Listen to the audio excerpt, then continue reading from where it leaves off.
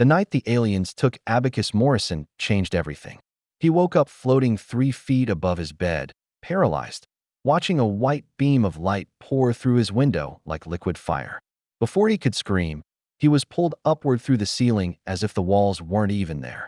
Within seconds, he found himself inside something that shouldn't exist, a massive ship hovering silently above his quiet Oregon neighborhood. 3 months later, Abacus discovered he was pregnant. Yes, pregnant.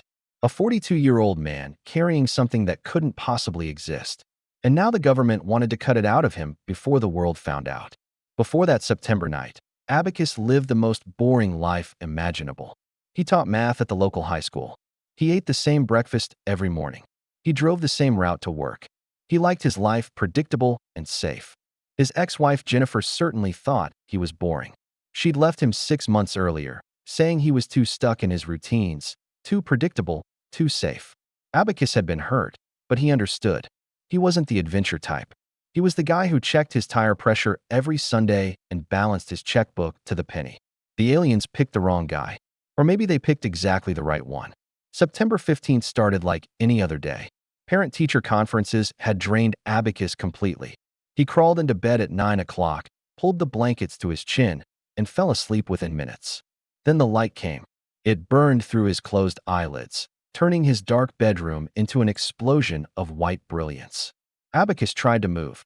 Couldn't. Tried to scream. Couldn't. His body was frozen, completely paralyzed, but he could feel everything. He floated up from his mattress like a balloon released into the sky. The ceiling should have stopped him. It didn't.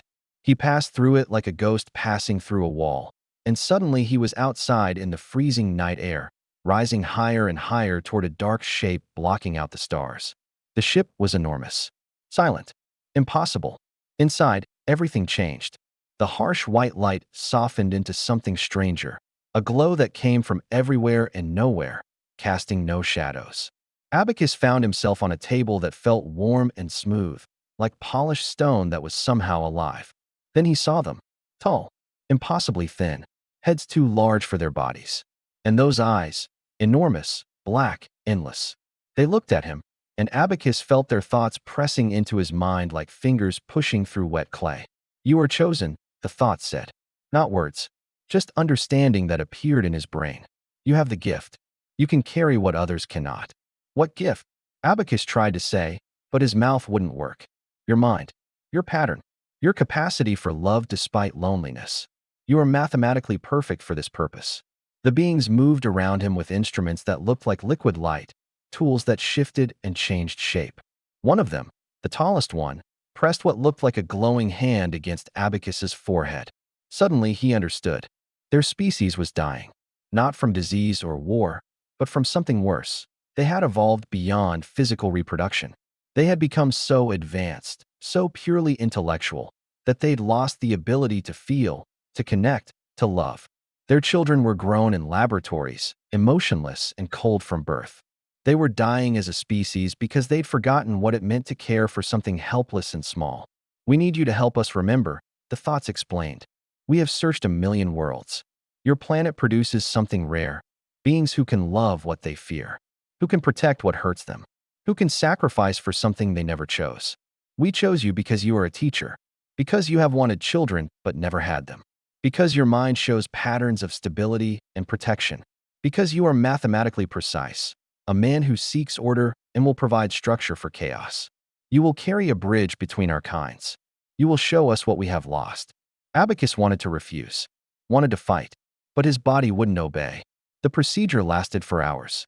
He felt warmth spreading through his abdomen, felt his body being changed at a level deeper than surgery or medicine could reach. They were rewriting his biology, creating organs that shouldn't exist, preparing him for the impossible. When they finished, they released him. The light surrounded him again, and he woke up in his own bed as the sun rose, feeling like he'd just had the worst nightmare of his life. Except it wasn't a nightmare. For 3 weeks, Abacus tried to pretend it had been a dream. But his body knew the truth. His temperature ran hot. He craved weird foods, raw spinach, iron supplements, anything metallic. He felt different, like someone had moved all the furniture in his house 3 inches to the left. Everything was almost the same, but fundamentally wrong. Then came the morning he couldn't button his pants. Abacus stood in front of his bathroom mirror, staring at his stomach. It wasn't fat. It wasn't bloating. It was a firm, rounded swell that looked exactly like early pregnancy. "No," he whispered. "No, no, no." He pressed his hands against his belly. Something fluttered inside. Something moved. Something was alive in there. The doctors couldn't believe what the ultrasound showed. Abacus lay on the examination table, watching their faces go from confused to shocked to terrified. "There's something inside you," the doctor stammered. "It has a heartbeat. It's growing. And Mr. Morrison, you have organs that shouldn't exist. Your body has been restructured. You have a—" She paused, unable to say the impossible word. "You have a womb." Abacus started laughing. Not because it was funny, but because his brain couldn't process this information any other way. "I need you to remove it," he said when the laughter turned to tears. "We can schedule surgery immediately." "No." The word came out stronger than Abacus expected. "I mean, not yet. I need to think." That night, alone in his house, Abacus put his hand on his stomach and felt the flutter again. Stronger this time. Like a butterfly trapped under his skin. It was alive. It had a heartbeat. And somehow, impossibly, he already felt connected to it. Men in black suits showed up at his door within a week. They had credentials from agencies with alphabet names and serious faces that never smiled. "Mr. Morrison, what's growing inside you is a matter of national security," the lead agent said. "This could have implications for all of humanity. We need to study it. We have facilities." "You mean you want to cut it out and dissect it?" Abacus interrupted. "We want to understand it. Before it's too late. Before something happens. Get out of my house." "Mr. Morrison, get out." The agents left, but Abacus knew they'd be back. And he knew what they really wanted. They were terrified. Terrified of what he was carrying. Terrified of what it might become.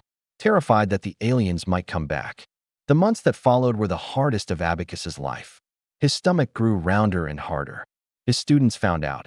Small towns have no secrets. And the school board put him on administrative leave, which was code for "please stay home so parents don't panic." His sister Rachel became his lifeline, bringing groceries and sitting with him during the long, terrifying nights. Even his ex-wife Jennifer called, though Abacus could hear the horror in her voice beneath the concern. "Maybe you should let them remove it," she whispered during one call. "Abacus, this could kill you." "It's my child," he said, and realized he meant it. The pregnancy progressed faster than any human pregnancy. The movements grew stronger.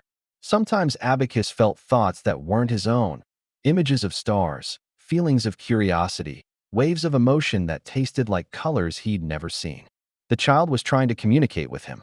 By the 7th month, Abacus's body was breaking down. The doctors were blunt. The child was too large, growing too fast. There was no way to deliver naturally. They would have to cut it out soon, or they would both die. The government agents returned with their paperwork and promises. "Let us do this in our facility. Let us study you both. Let us understand what this means." Abacus refused. He chose a regular hospital. His own doctor. His sister by his side. The night before the surgery, he lay in his hospital bed with his hands on his swollen belly, feeling the child move. "I don't know what you are," he whispered. "I don't know if you'll look human or alien or something else entirely. But I've carried you for 8 months. I've protected you. And whatever happens tomorrow, you're mine." The child pressed back against his hand, as if answering, "And you are mine." The operating room was freezing. Machines beeped around him like electronic crickets. Abacus looked up at the surgical team's nervous faces as the anesthesia started flowing. "Take care of my baby," he whispered as the world went dark. When he woke up, his stomach was empty and bandaged. The absence felt like death, a hollow space where life had been. "Where is it?" he croaked. "Where's my child?" The nurses wouldn't tell him. The government had sealed the records. For 3 days, Abacus lay in that hospital bed, healing from surgery and dying from not knowing. Finally, he threatened to go to the press. "Tell everyone. Make it public." The government caved. They brought him to an observation room with thick glass walls. On the other side, in an incubator, was his child. It was the most beautiful thing Abacus had ever seen. Small, delicate, skin that shimmered between human pink and alien silver. Eyes closed, but he could see they would be enormous when they opened. Tiny fingers and toes, perfectly formed, with an extra joint in each digit. Human. Alien. Both. Neither. A bridge. "It's healthy," the doctor said quietly, breathing on its own, growing stronger every day. It's impossible, and it's perfect. Abacus pressed his hand against the glass, tears streaming down his face.